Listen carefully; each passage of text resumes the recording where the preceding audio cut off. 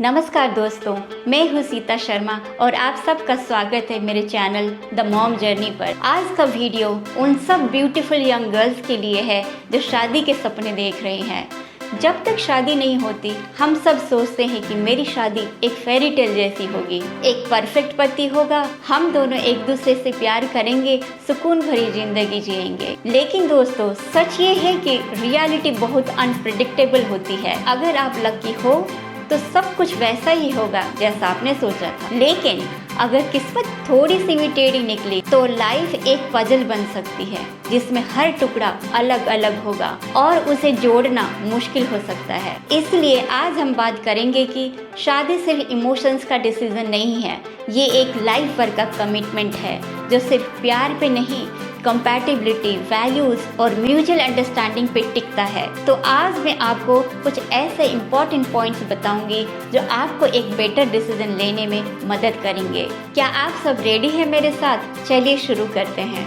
यहाँ मेरी एक छोटी सी रिक्वेस्ट है आप सभी से। जैसे कि आप सब जानते हैं, मेरा चैनल अभी छोटा है।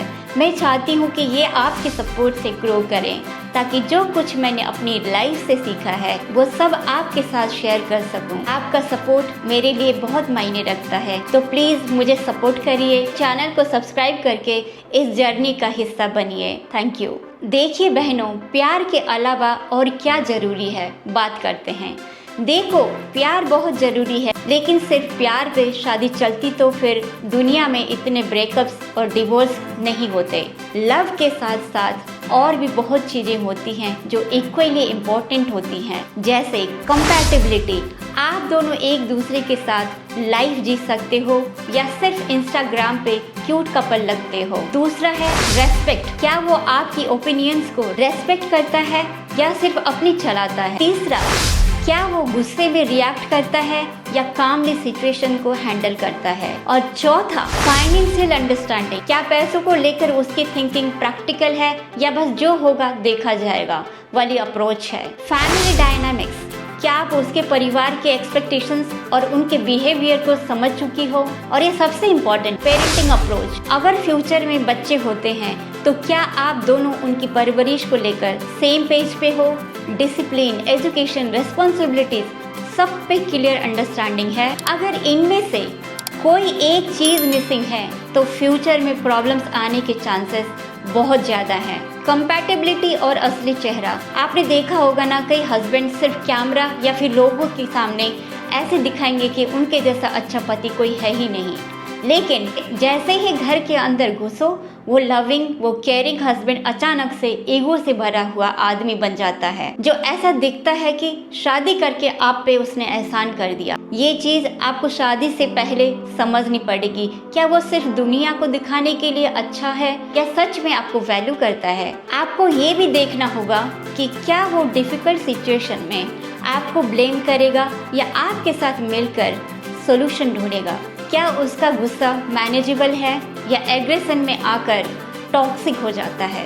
कहीं वो सिर्फ अपनी माँ या दोस्तों की बात सुनता है और आपको इग्नोर करता है? इन सब चीज़ों का क्लियर आंसर होना बहुत ज़रूरी है, वरना फ्यूचर में रिग्रेट होने के चांसेस बहुत ज़्यादा हैं। दूसरा पॉइंट है यहाँ, सही क्वेश्चंस पूछो। सही क्वेश्चंस पूछना सीखो। हम सबको ये समझना ज़रूरी है कि एक इंसान का असली चेहरा तभी समझ आता है जब आप उसे गुस्से में, टेंशन में और प्रॉब्लम के टाइम देखते हो। इसलिए शादी से पहले कुछ टफ क्वेश्चंस जरूर पूछने चाहिए, जैसे क्या वो स्ट्रेस या फ्रस्ट्रेशन होने पर अपना गुस्सा कंट्रोल कर सकता है या एग्रेशन में आ जाता है? कहीं एग्रेशन में आके कहीं हाथ तो नहीं उठाता, कहीं सामान तो नहीं तोड़ता, कहीं ईगो में आके तुझे छोड़ दूंगा तो नहीं बोलता? क्या वो डिफिकल्ट सिचुएशन में आपको ब्लेम करेगा या आपके साथ मिलकर सॉल्यूशन ढूंढेगा? अगर करियर ब्रेक लेना पड़े, जॉब स्विच करनी पड़े, तो वो सपोर्ट करेगा या प्रेशर डालेगा? अगर बच्चे होंगे तो उनकी रिस्पॉन्सिबिलिटी सिर्फ आप पर डाल देगा या इक्वली पार्टिसिपेट करेगा? इन सवालों का आंसर सिर्फ वर्ड्स में नहीं बल्कि एक्शंस में भी देखना चाहिए।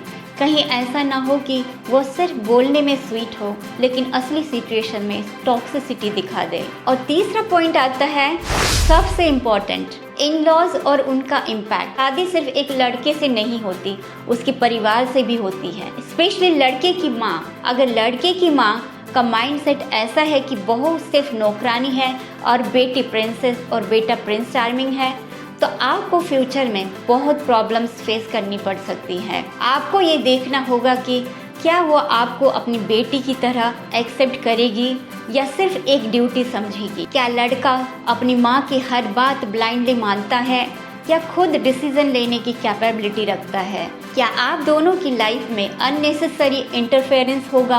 अगर आप वर्किंग हो तो क्या ससुराल वालों का सपोर्ट मिलेगा या सिर्फ आपसे घर और काम दोनों मैनेज करने की एक्सपेक्टेशंस होगी। अगर आपको शादी से पहले ये चीज़ें समझ आएंगी तो आप फ्यूचर के शॉक से बच सकती हैं।